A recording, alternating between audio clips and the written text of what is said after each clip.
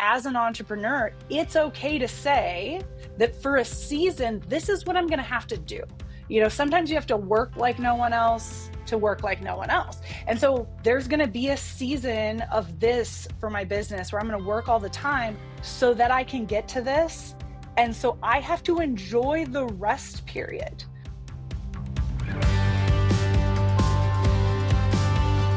Welcome to Confessions of an Implementer. I'm your host, Ryan Hogan. We share unique stories of EOS implementers and the companies they've transformed to give you a rare glimpse into the successes and challenges of the system in action.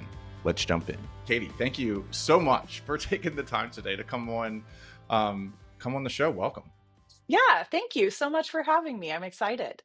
So one question that I had, and you had said this during our last call, which is you were a high jumper, and I always wonder with a lot of these different sports. So I grew up playing soccer. I played a little bit of baseball, but then I was afraid of the ball, and so my mom took me out. It's an embarrassing story already, but I often wondered with some of these kind of unique sports, like how'd you get into high jumping, and how'd you take it to the level that you took it to?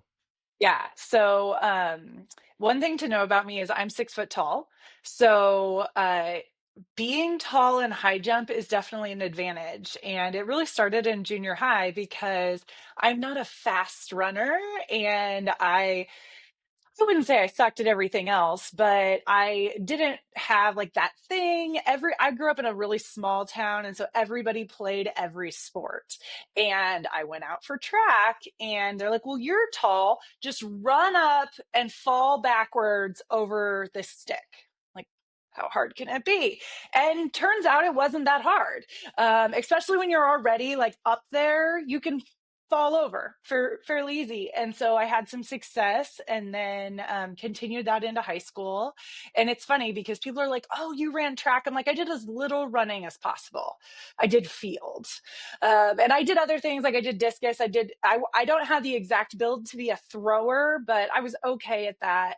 And did some long jump because, again, if you're tall, you go a little further. And so started to do it about my sophomore year. I really kind of realized, like, hey, I'm actually good at this. Took a couple camps and started to actually build some technique around it that wasn't just running up and falling backwards over a stick, and figured out that I was kind of good at it. Actually set my school record in high school and went to state, and it just kind of turned into this thing. And then colleges started to call me about it, and I was like, am I really this good at it? And ended up going to Doane College, and had an incredible coaching staff. Ed Fi was my coach, and he told me on day one, for you to get really good at this, I need you to unlearn all of the stuff that you know. So I'm going to make you suck really, really bad to make you really, really good. So trust the process. And it's really interesting as I'm saying that, because there's lots of parallels to my life with that.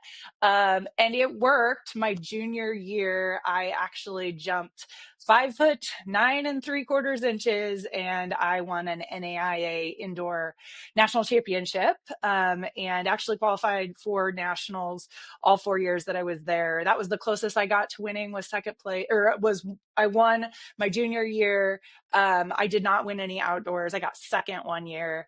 But there was one particular athlete that was tremendously gifted. I think she went on to be on an Olympic team for Canada, but she was jumping 6 foot. The closest I ever got was like 5'10". So yeah. I mean, that's still, I realize we're talking inches here, and you might be like, yes, 2 inches is like, when you're talking about high jump, is a lot. To me, I'm like, gosh, you're there. You're only 2 inches from one of the, most elite that went to the Olympics. I would say that's pretty awesome. It is. It is. And it's one of those deals where I loved it at that period of my life, and I probably could have continued on with it, but there were so many other things that I wanted to do that I just decided, I had a great high school career. I had a great college career. College really prepared me for what I wanted to do next level, which wasn't high jumping. And so I hung up the cleats after that. That's such a good segue. And I feel bad now because I'm going to bring us back, because I want to touch on the sports just a little bit. And there's two reasons. The first is we do sales recruiting, and we have found this um, phenomenal correlation over the last couple of years between collegiate athletes and people that were part of some sort of like competitive club. It could have been chess club, it could have been anything, but there's this correlation between that type of background and people that excel in sales, really excel in life, but excel in sales. The the other thing that was interesting is I've got a buddy. He played college football at the Naval Academy, and he tells this story, and the story is that he was really bad at football, really bad at football. And basically he was either late middle school or early high school, and basically someone threw a ball at him on the bus. They were coming back, they lost the game, and they were like, you're never going to amount to anything.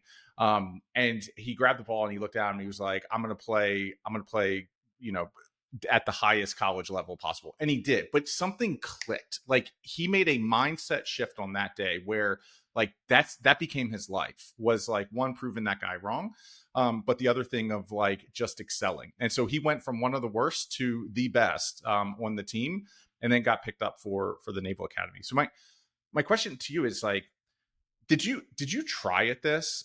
And this might be leading the witness, because I know that we're gonna have a great conversation around work-life balance. So there might be like some leading witness on this one. But like, did something shift in your mind where you were like, I'm gonna be great at this, or did you just ship it in each day? Like, when did that change happen, or was there a change there? Um, well, so you have to probably dig into my childhood a little bit to answer that. So the oldest of four. I grew up on a farm, and I have always been competitive as a person. And I have two younger brothers and a younger sister. And me and then the second one, which is my brother, were 18 months apart, and we were both very competitive with each other. And he was naturally talented from an athletics, you know, and I wasn't. I was kind of clumsy, and just kind of like, you know, a kid that wasn't necessarily overly athletic. And I did volleyball. And the interesting thing for me was everybody expected me to be amazing because I was like 5'10" when I was in eighth grade. So everybody expected me to be amazing. I remember they convinced me to go out for basketball my sophomore year, and I didn't know anything about basketball. I was in practice one time, and the coach was screaming, Katie, you need to box out. You need to box out. And I was like, I don't know what that means. And she just looked at me, and I'm like, you convinced me to do this. I have no idea what I'm doing. So my point in all of this is I wasn't necessarily naturally gifted in athletics, but then when I did track, it was kind of my thing, and it was kind of the thing that I could tinker with and I could get better at. And I was a little bit of a perfectionist, a little type A. And so whatever it was that I was doing, I was going to do it the best. And that's really where it was. And so then when college came around, it was a situation where, those numbers are not small with what it's going to cost to go to college. And so for me, it was, well, hey, if I can get really good at this and do this, it will pay for my school, which will then help me complete, my 50-point life plan, because of course I had one, none of which has all worked out. But that being said, it was a way to do that. And so then when I got into it, especially after I started winning a couple meets, it really clicked. The interesting thing, when you were first asking me this question, you said, a lot of people want that competitive college athlete. I have a couple clients who have actually said that to me. We're only hiring kids who grew up on farms and who were college athletes. And I was like, okay, can we dig beyond that and figure out what are those characteristics you're looking for? Because there's good people out there that weren't athletes and didn't grow up on farms. Um, but the interesting thing that came to mind as you were asking me that question was the mindset piece of it. Because to be a competitor and, quite honestly, to be a leader, you have to have the mindset that you're going to do whatever it takes. And you're going to have hard times. You're going to have to push through. One of the scariest things when I was a high jumper, as you got to the collegiate level, the starting height got higher. Like, when I was junior high and I just had to fall over, I think the starting height was like 4 foot. I mean, you could step over it, right? When I got to collegiate level, it was 5 foot. And, yes, that's 12 inches. That's a big deal. And when I went to nationals, it was like 5'2" or 5'4". Well, sometimes if you didn't clear that, you got 3 tries. If you didn't clear that, you what they called no heighted, which means basically you got last because you didn't do anything. And I had this just huge fear about no hiding, and it could eat you alive. It actually, there was a conference championship where I literally got last. I was the front runner going in. I no hided on a 5'2" start height and didn't place at conference. Coincidentally, that's the exact same season that I won my national championship. But you had to go through you had to develop mental perseverance to know how to perform when it mattered. And I think that's one of the things that athletics taught me. Also, growing up on a farm. I mean, my dad was always out there working. My mom always was either working with my dad or she had a job in town. And so I was the oldest. I had to take care of my siblings a lot.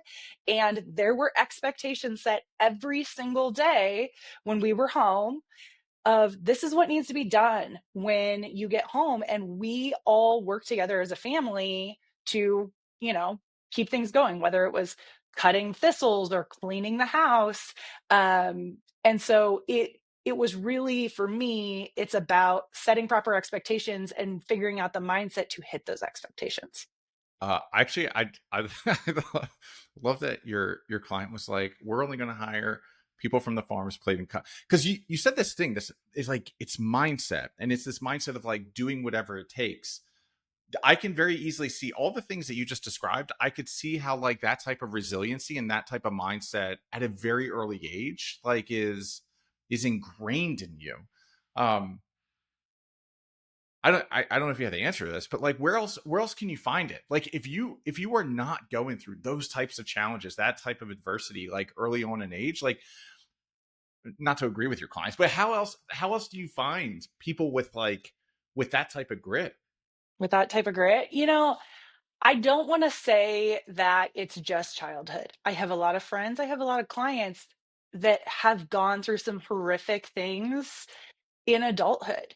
And really, not to get into like Alcoholics Anonymous, things like that, but there's a point at which I think sometimes you hit rock bottom, or what you think is rock bottom, and you have to decide, am I going to do something different?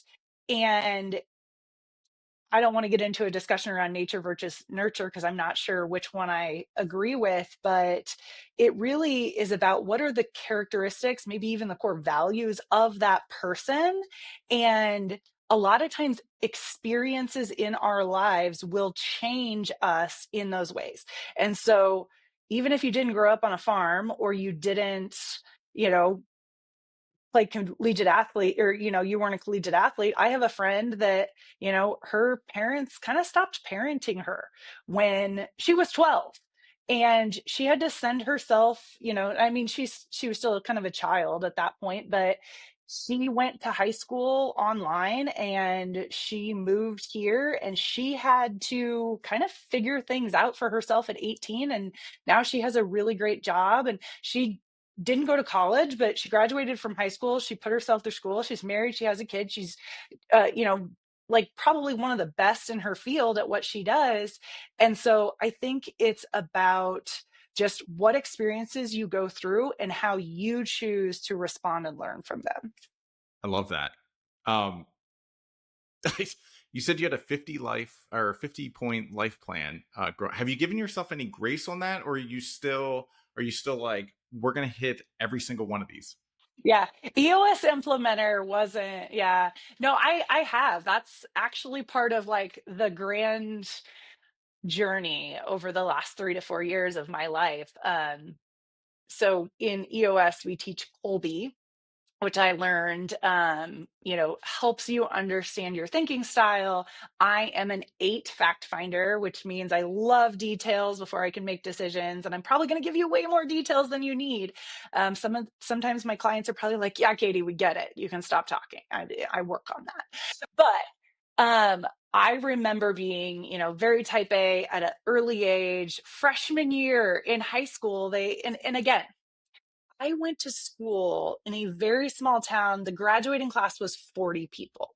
So I'm not falling through the cracks. But I remember them giving us this guide of like the classes you had to take to graduate. And as a freshman, before school had even started, like going into my mom anxiety ridden because I didn't think I was going to graduate from high school because I didn't know how I was going to complete all these classes over 4 years. And so those are because I wanted to do it perfectly. And, you know, over time, then, you go to college, you get married, you have kids, you have a good job. This is all the stuff you're supposed to do. And I hit a point, honestly, probably right after COVID, where I finally woke up. My kids were getting a little bit older, and I said, is this even what I want? There's this plan, and sometimes executing pieces of the plan isn't what's best for me. Is this truly what I want? And then it led me down a tremendous therapy journey. I spent a year in therapy, figuring out that I was an extreme workaholic and that my entire worth was wrapped up in my work. And you were talking about competitiveness and that work ethic and everything, and it's a tremendous thing to have, but if you don't have knowledge of how to manage it, it can become a very detrimental thing to your life.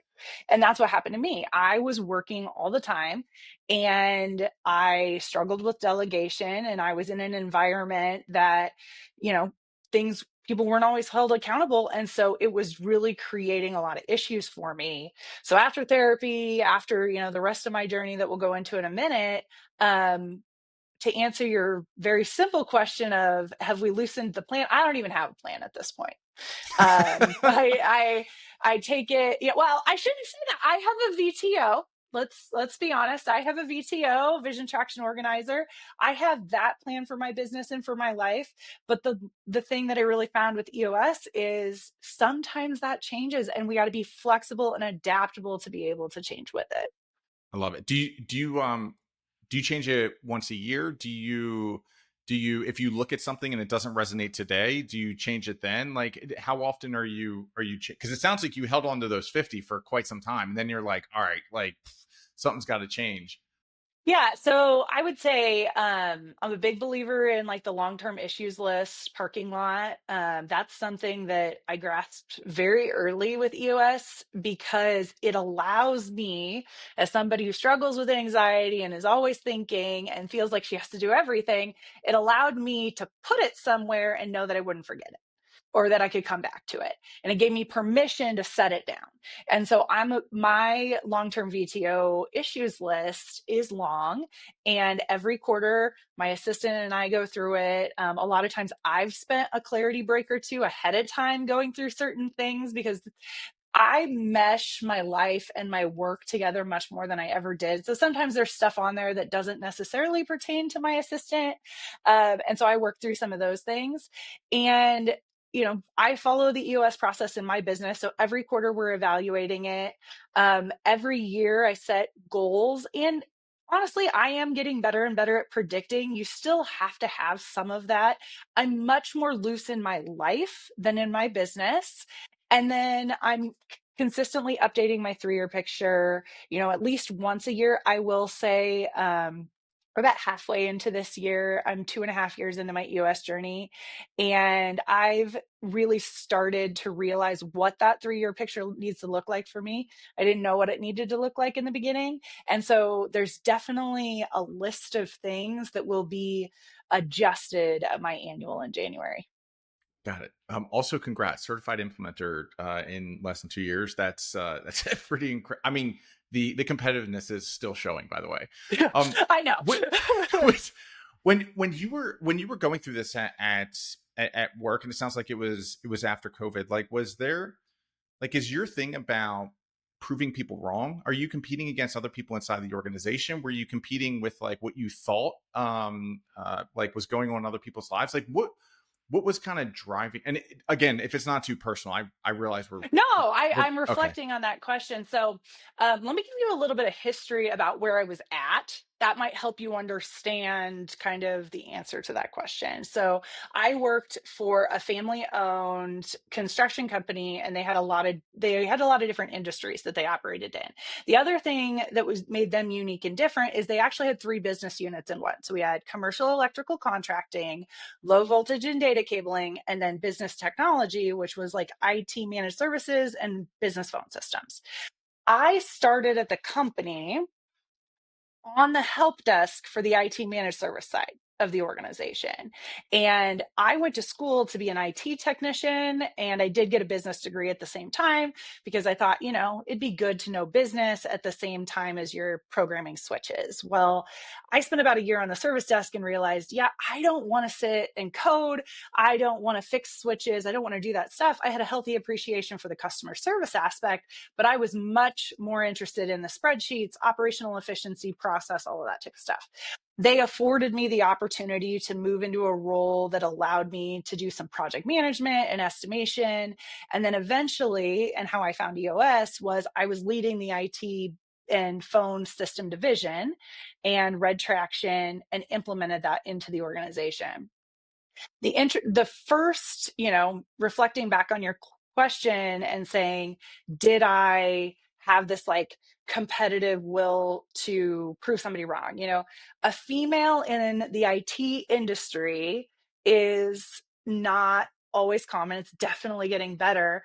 But I remember walking into my first CCNA certification class in high school, because of course, overachiever, I took them in their college class, I took them in high school. I There was a guy in there, and he said, "What the hell are you doing here?" And I'm like, "What are you talking?" Again, high school of 40 in my graduating class. Not like I didn't know this dude and was going to see him 600 other times. He's like, "What are you doing here?" And I'm like, "Well, I'm taking this class." He's like, "Girls can't do networking." So like there was a little bit of that to show him wrong, which I definitely did more with my degree than he did. So there's that. But I would say when I first got into IT, that was kind of what fueled me, prove people wrong. But then as I grew in that organization, for me, it really became about just making things better. I was working with great people, but we didn't have process and we were struggling. And so it just became this fight to win. I wanted to prove that we could win, that we could do the right things. We could take something that was broken and we could fix it. And traction aligned really well with that because it gave me a roadmap and a guide to do that. And so I implemented that into the IT department. And then we eventually shifted. The president of the company came to me and said, "What did you do? Because we see the success." And I showed him the book Traction and said, "By the way, we need to hire an EOS implementer because I'm not doing this." Because I was spending all my time on Basecamp and doing all these things and not being the leader of the IT division. And so we hired an EOS implementer in 2019. And at that time, I had already started to convert over to the construction side of the organization, which was definitely met with that same like, girl doesn't belong in the construction side. She doesn't know what she's doing. And I grew up blue collar, so I just kind of approached it head on. I can't say that it really like fueled me. Um, Kidwell was my prior organization. They were very welcoming. There was never a female doesn't belong on a leadership team, none of that. They were very welcoming. They always wanted to promote. I think that there was a few guys in the field that I think it was less that I was a woman and more that they just didn't want to be told what to do. And so I had to adjust my leadership approach. We moved them from paper timesheets to a digital IT tool. And that's really where the conversion of my journey went to the construction side. And so I moved over to the construction side. We started implementing EOS into the business, and they named me the integrator. And I went into that full force. It was like I had found my home and I was drinking all the Kool-Aid. Everything was orange, couldn't get enough of it, but I also couldn't get enough work. And so what I would say, in kind of like that 2016 to 2020 21, 22 timeframe, what really drove me is the the competition and the wanting to win, not necessarily to prove anything, but with enough therapy, I can also say my entire self-worth was wrapped up in my performance. And so I could never perform enough to feel enough. As you were getting to kind of that tipping point, like what were some warning signs? What were some things that you may have missed, like pre-COVID or pre kind of going through some of these life-changing experiences? Where looking back, you're like, gosh, if I would have like acknowledged these two, three, four things, like I could have made progress much faster. That's an interesting question. I think it's interesting because there were people in my life that were trying to hold a mirror up and I wasn't necessarily listening. I mean, anytime you're working 60 to 80 hours a week, and you're planning your life around your work schedule, and the first thing you think of when you wake up and before you go to bed is work, and everything is that. I mean, those are some pretty big warning signs. I think also I very much my identity was working at that particular place, and I didn't know what I wanted for myself. And so people would ask me, like, well, what are your hobbies? What are your passions? I couldn't answer that. I couldn't answer that in a way that wasn't somehow related to something with my work. And I think that, now I've done enough work to understand that's really not healthy. But it also taught me a lot about doing the work to understand what you want and being able to slow down when you're not getting that. Um, so yeah, there were warning signs. I think that there were great people in my life holding up a mirror to me, and I wasn't ready to see it until I was ready to see it. Interesting. As you were going through that, like one of my questions immediately was like, well, are hobbies important? Because you're listening to things. I was like, well, crap. Because I get asked the same thing. Hey, what do you do for fun? I'm like, business. Going on a flight for a business trip. It's just that's what I find fun and enjoyable. Here's where I'm at with that, the answer to that question. And I'm a big Taylor Swift fan, so this is the era that I'm in. Okay. Uh, I'm not going to tell you that I have like, this is my hobby. These are the current hobbies that I am exploring. Uh, I had a garden this summer, which was mixed results because my two children play baseball. So it was planted late, and then the weeds took over because we were at baseball half the time. So learned a lot, loved gardening, need to do a better job. But it was definitely a hobby. I think I spent more money than I somebody told me once, a hobby is something you have no expectation of making money at. It will actually cost you money. Yeah. So then I parlayed the gardening into canning. So I canned salsa, and I have canned pasta sauce and strawberry jam, and that was super fun. And I don't know if I'll continue to do it, but it's been fun. That was like a cool hobby. And I have a sourdough starter. That's probably Taylor Swift's fault too. That has not produced any bread yet. I think I've killed it 6 times. So I think for me, there are things that I'm passionate about that I spend more time consciously devoting time and energy to. I can't tell you, like, oh, my hobby is gardening or canning or any of that, but I'm currently exploring those as hobbies. Is it less about the things that you're doing and more about the clarity break that it provides? Like, how do you or are you like you are really hoping that like you can stumble both into a clarity break and a hobby that you actually enjoy where you may not be killing plants? You know, I think there's a part of it that is, maybe I will find something that I really love. Like, call me crazy, but I really love going to my kids' baseball games. Like, I actually really love baseball. And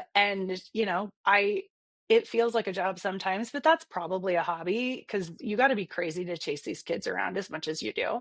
Um, I would say there, for me right now, it is probably more the clarity break side of it, of just allowing my brain to do something that has nothing to do with performance in a work professional setting, because for so long that's all I focused on. In my downtime, I read professional growth books, I read business books, I organized spreadsheets and things like that. And there's still moments of that, like I got a whole process for how I clean my house, of course, and it's automated. um and so, I mean, there's still pieces and parts of, my very type A high fact finder personality. But I think that giving myself the grace to just have these hobbies and know that I might suck at it and it might be a waste of time and money, it gives my brain the break from constantly thinking about my work. Yeah. Um, by the way, I'm a 2 on Fact Finder, so I think I would drive you nuts. Like it would be a really interesting dynamic. What are you are you intentional and disciplined about allocating a certain, and the reason I'm asking this is because, like, you have struggled with it. I definitely struggle with this. So I'm sure if you and I are having this type of struggle between work-life balance and trying not being able to answer the whole, like, what are your hobbies question, I'm sure there are thousands, tens of thousands, maybe hundreds of thousands out there with a similar struggle. And so like that's why I'm so curious about, like, how you're going about this and your approach. And I love it. Like I love that you just said, like, it's less about the, like, hopefully we stumble into something to actually like, and stop killing plants, and it's more than a clarity break, but right now it's doing exactly what it's intended to do. Are you, are you setting a quarterly rock where you're like, I'm going to explore one new hobby that I may or may not like each quarter? Are you saying, hey, each week I'm going to allocate 10 hours to this thing? Like how are you executing on this strategy? Yeah. So, I, of course, as a high fact finder and process driven leader, have applied process to it. So last quarter, it was golfing, which do love that one. That one's definitely a hobby. That one's staying. So it was on my scorecard. I had to golf 9 holes of golf every week. I was in league with a friend. And so that helped me hit that. But there was definitely rainouts. And so then I would have to find time on a Friday afternoon. It was very hard work, very hard. Find time on a Friday afternoon to go golfing. And so I did apply some scorecarding. I have used rock setting around it. Sleep was something I had to figure out. And so I scorecarded on sleep for a while because I was averaging about 6 hours of sleep and I wanted that to be closer to 7.5. So I started tracking my weekly average. And, as we teach with scorecarding, it got better. And so I would say that I'm not, this is a very busy quarter for me that we're in now because I have annual planning. I'm not going to be as hard on myself. That's the one thing I have to be careful of, is because I was such a 50-point plan list driven person. I have to be careful to not create so much rigidity that then I feel bad and I've somehow failed because I didn't find a new hobby this quarter. And so I just find little ways to incorporate it. The other thing that I've really reflected on has been, you can have seasons. And EOS taught me this because we have a seasonal business. Everybody wants to do their sessions the first month of every quarter, and then nobody wants to talk to me the middle month, and then a couple people want to talk to me the last month of the quarter. And so it's, I have busy times and slow times. And it was killing me because for 13 years, I worked a set schedule. I would wake up and I would go to work, and 6:30 in the morning I was in my desk until 3:30, 4 o'clock in the afternoon. Like, there were set times, and I associated, like, you're only working if you're physically there. So then when I became an EOS implementer, and it's like a random Tuesday afternoon at 2 o'clock, and I can just go do something for myself because there's not anything on my to-do list, I had a lot of guilt around that. And so balance is a really interesting concept, because I think we think that there's like this perfect balance, and there's not. Last night, just because it was a night where we didn't have any activities going on and it was kind of, you know, easy at my house. We had done laundry over Labor Day, so there wasn't anything to do. I ended up sitting at my computer and working until like 6 o'clock last night, which meant today I didn't really start my day until like 9. I took the kids to school, washed my car, did a couple other things. And so for me now, I have had to put a little structure back into my day to make sure that certain things are being done every single week. But it's also somewhat intentionally saying, what white space can I keep in my calendar? Not specifically saying, this is what I'm doing there, but just keeping the space there and not feeling guilty if I decide to go get my nails done at 3 o'clock in the afternoon on Wednesday. All right, quick break, friends. Do you find it impossible to hire and retain top sales talent? Or worse, are you paying insane recruiter fees who are all using outdated hiring processes? Yeah, I was too. At Hunt to Killer, we were spending hundreds of thousands on recruiter agency fees.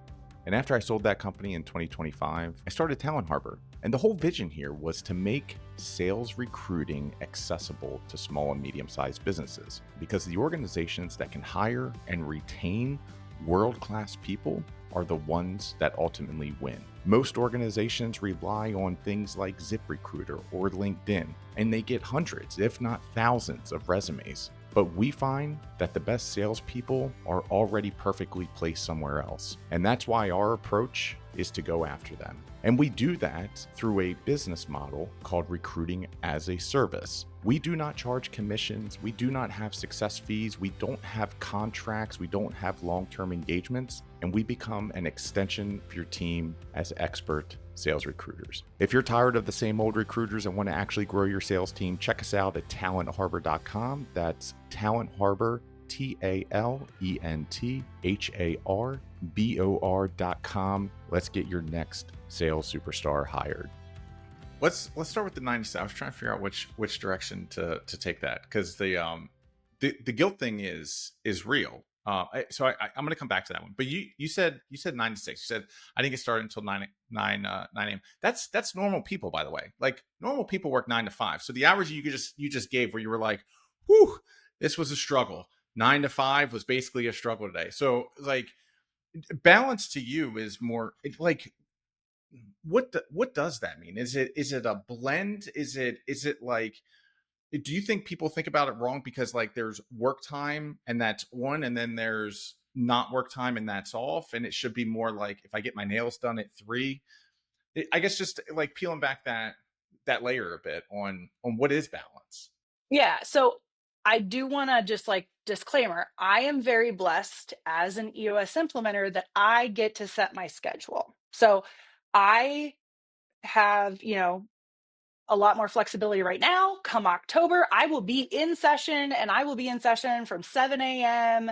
until 5:36 at night, if they're annuals and I've got notes and things like that. And so it comes in seasons. But what I will say is, in the past, I went to work super early and, definitely stayed more than 8 hours. But my mindset was like, from the hours of 6:37 a.m. till 5 p.m., Monday through Friday, that is work hours.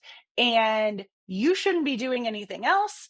You should be at work or working on the phone. Sometimes I traveled between offices, things like that. And so if you weren't working 50, 60 hours, you weren't working.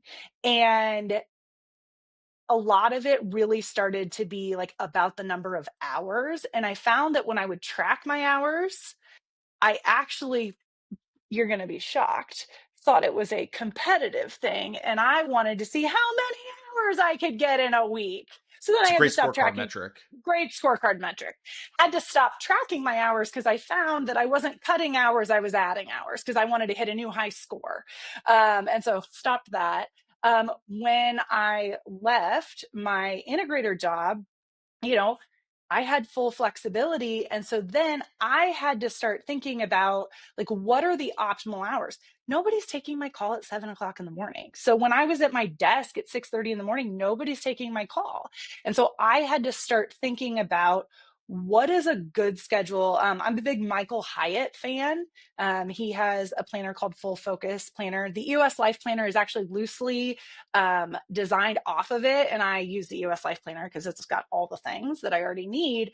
But he has this tool called the Ideal Week. And I've spent a lot of time with that. And you plan out like what your ideal week would look like. And you know that it's never going to be perfect or be that, but it gives you guideposts to like, okay, my best work for email is going to be 30 minutes in the beginning and 30 minutes at the end of the day. And so I try to like weave that into my calendar.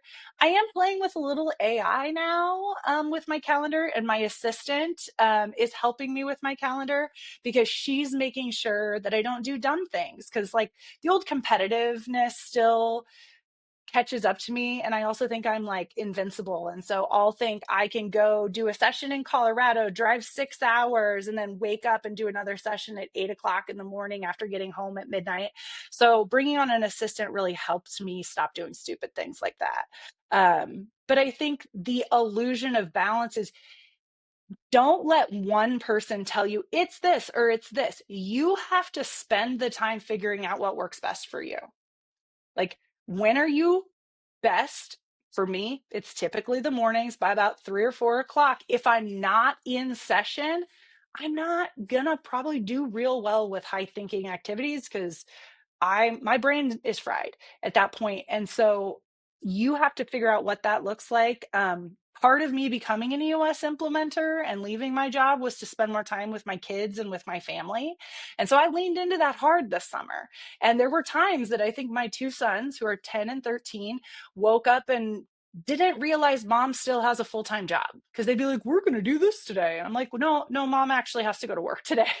And so I leaned in hard to that. But now we're going into the fall. That's my busy season. And so now I'm working more that 8 to 5 schedule so that I can be ready for my clients in October. Yes. There are so many things. If you saw me looking around, I had Michael's book literally somewhere, but he's got this great book called Your World Class Executive Assistant, and it changed my life on how to properly train and onboard an executive assistant. This was like probably 2018, 2019. So big shout out, because I literally just had on my desk I had visited yesterday, and somebody asked some advice, and I was like, hey, look at this book, go read it, because it's huge. The second thing you said, which is really funny, is I don't know what happened, but like post-COVID summer times are craziness, because there's this expectation, because we all work from home or we figured out how to adapt, and our kids are off for the summer, and they walk in like and I'm like, hey, I love you so much. But I like someone I've got to work. And so there's just been this weird thing over the last several years where I think they think it's summertime, which means it's summertime for everybody, which is which is great for them. Okay, you talked about this idea of guilt, and I wanted to touch on it just a little bit, because I think it's important. I've been in the Navy now for 23 years. 8 of them have been in the reserves, but I was active for 15. When I became a surface warfare officer, so I was enlisted for the first about 12 years, 11 years, became a surface warfare officer. And basically your job is, especially while you're underway, like you've got some sort of division or department, depending upon your rank. You've got something that you're ultimately accountable for administratively, leading KPIs, things like that. The other thing is, when you're underway, you have a second job, and it's not necessarily secondary. It's actually fighting or driving the warships. You're either standing watches, call it like 5 to 7 hours a day in combat, or on the bridge. You're either driving the ship or defending, fighting the ship. And if you were not working 15 hours a day, there was a guilt. And so like in the Navy, there's this guilt specifically in like the surface warfare community. Entrepreneurship, like I feel like I'm letting my partner down if I'm not filling every waking hour with something that's like driving it forward. There's like this guilt. How have you kind of worked through that? What have you had to tell yourself? Like, where's it come from? I just wanted to touch on that a little bit, because I thought it was an important topic. Yeah. So first, thank you for your service. I am, the military is a big part of my heart. My brother is a Marine. And so thank you very much for your Yeah. service. Nice. They got to get Um, somewhere with us. the- exactly. So to answer your question, again, I think there's seasons, and I think that's part of this illusion of balance. When I was starting my business, I was working a lot of hours. I couldn't have taken the whole summer off. I'm 2.5 years into my business. And so this was my third summer home with my kids. And this was probably the first summer that I was able to lean into that. And so I think it's okay to just say that, I'm going to address the entrepreneurship and then I'll address the organization side. As an entrepreneur, it's okay to say that for a season, this is what I'm going to have to do. Sometimes you have to work like no one else to work like no one else. And so there were definitely times where I was going to every networking event. I was sending out books. I was doing all of these things to build my business. And I still have to build my business and I'm still building my business. But what that looks like 2.5 years later, I am able to be a little less, oh my gosh, I got to work every waking moment. The important thing, I think, is to understand from an entrepreneur's perspective, you can't stay stuck.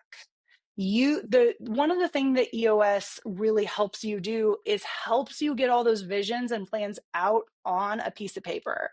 And I think entrepreneurs feel like, okay, if I accomplish that, they don't sit with and enjoy that feeling, and then they're just on to the next thing. And so Gino Wickman has a great book called Shine that he wrote that's out that addresses a lot of those topics for entrepreneurs that just feel like it's never enough. And so I would recommend that book.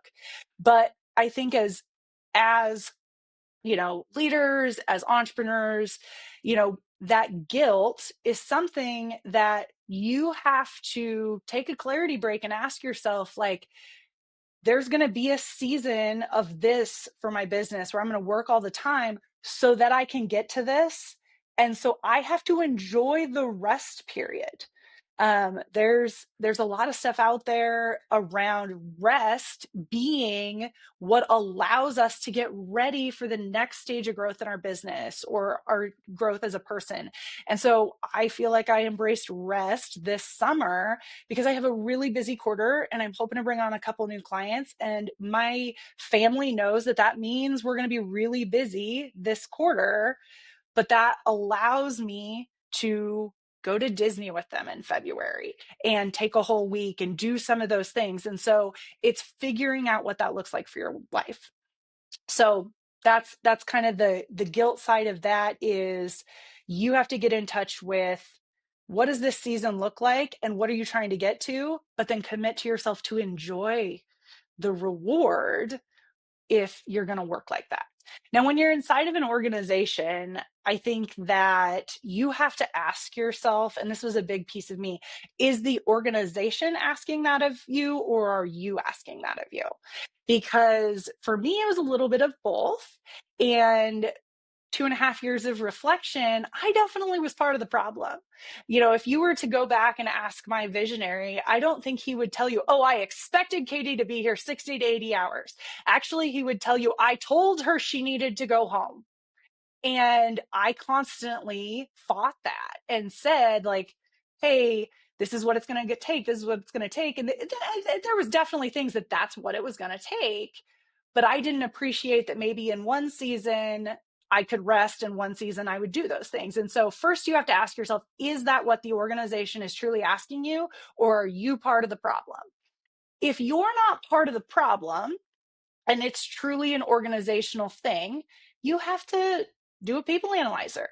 Does the organization, now the military is a little different, so this doesn't exactly apply there, but you have to really do a people analyzer and ask yourself, do I fit the core values of this organization? Do I get it, want it, and have the capacity to do this seat? If you don't have the capacity, maybe you can do a delegate and elevate. Maybe you don't want what that role looks like anymore. I was listening to the People book on my way in to work this morning, and she was telling a story in the book about how somebody, he just did not fit the culture, and they helped him out of the organization. 7 years later, he sent a thank you note because it was transformational to his life. You have to ask yourself, are you in the right place? And that's what happened to me. I still, I love the organization that I worked for. And was there great stuff? Absolutely. Was there bad stuff? Absolutely. I still have a lot of respect and appreciation for that organization. But I also got to a point where I realized I couldn't stay there anymore. And that wasn't necessarily their fault, and it wasn't necessarily my fault. But I decided what was going to be healthy for me was to leave. And now I get to do what I love, and be an EOS implementer and help other organizations build cultures that attract the right people and help the people that aren't culture fits out of their organization. Yeah. That's I loved how you started that with, is that the company asking, or is it like a burden that I'm putting on myself? That's beautiful. And the other thing that at least in the Navy, and I'm sure this same thing is dealt with on the civilian side, which is like you may say, okay, it's time to draw the line, and like it almost looks like a degradation of performance, and it's not performance. It's that you've gone from like 60 hours or 55 hours to 40. You're still doing the same work, it's the same quality, you're just not doing that much. And it's like, what's with your performance? Well, you saw me working double time, maybe not getting paid double time, or something like that, and now what you're seeing is like, me operating at 100% instead of 120%, and that looks different. So I'm sure that can create pretty significant challenges as well. It's because it's like, no, I don't care any less. No, my performance hasn't degraded. Like I'm literally just giving you everything that you pay for. And if you're in the right spot and you have the right leader, you should be able to have those conversations as part of a healthy expectation setting conversation, a quarterly conversation, and saying, this is what I expect. These are your expectations. Let's put the issues on the issues list and let's figure out how to solve them.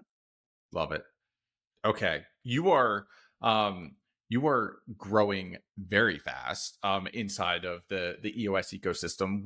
Where have you found kind of success? Like what's an ideal client look like to you? Do you deal locally? Do you deal, virtually? Like what does that look like in your world? Yeah. So primarily locally, I have a couple travel clients that I can drive to. I don't have anybody I have to get on an airplane. That I love them. I think they'll probably graduate over the next year. But I have primarily tried to stay local. And that is because part of doing this was to be available to my family and my kids. And I live in a pretty special place, Lincoln, Nebraska. There's some really cool companies here, and I love working with them. I work all throughout Nebraska, and I do all of my sessions in person. Not that there's anything wrong with virtual. I just don't think I'm a very good virtual facilitator. And so I haven't had that as a request. I have had to, because of sickness or just a canceled flight, I have had to put a person virtually into a session. And they'll even say, you just don't have the same experience. And, maybe someday I'll grow as an implementer and be able to facilitate in that way. But I love to have people in the room to be able to feel the energy and sit across face to face. And so that's how I facilitate my sessions. From a client perspective, I really love, that blue collar service industry. Obviously, I have a lot of construction because that was my background.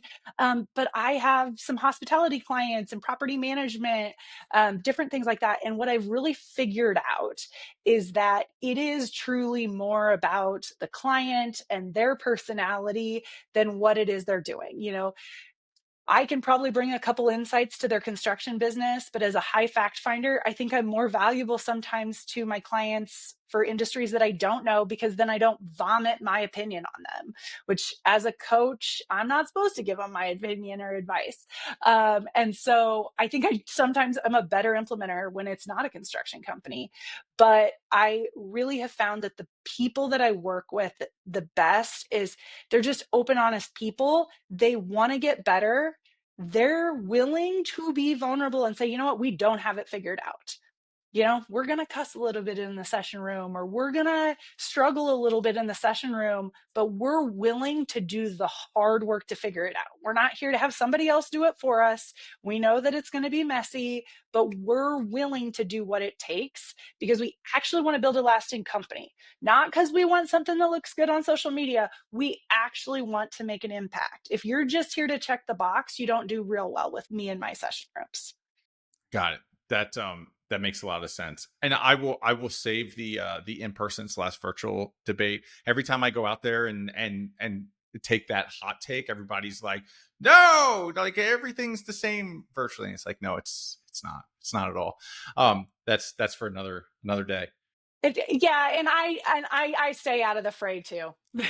Yeah, I just let people believe. Okay, cool. If someone just listened to this and they're like, holy crap, like Katie's the implementer for me, I need to talk to Katie, I need to get a hold of Katie, how can they do that? Yeah, so my email is katie.koester, Koester, at eosworldwide.com, or you can always go to eosworldwide.com/Katie-Koester. I am on a lot of the social media platforms, katiekoester.us, or I'm on LinkedIn as well. Awesome. Katie, thank you so much for taking an hour. This was a really good, it's a path that we don't normally explore, this idea of balance. And I think my personal take on this is like a lot of people struggle with this. And so I loved how, one, open and honest you were through this, and also like actually sharing like tangible strategies and tangible actions that you've taken. I've taken a whole bunch of notes, and hopefully other people have too, but there's the book. It was under the notepad the whole time. But thank you so much for coming on. Well, thank you so much, Ryan. This was so fun. It was fun to reflect. And, I love what you do with this podcast. It helps all of us implementers get better. And I know that several of my clients have enjoyed it as well. And so thank you so much for your work. That's awesome. Thank you. So I'm honored. I was talking to somebody about this last week. I'm like, I'm just happy that people decide to come on and just have a conversation. So I appreciate you, and I appreciate you sharing it. So thanks so much. Thank you.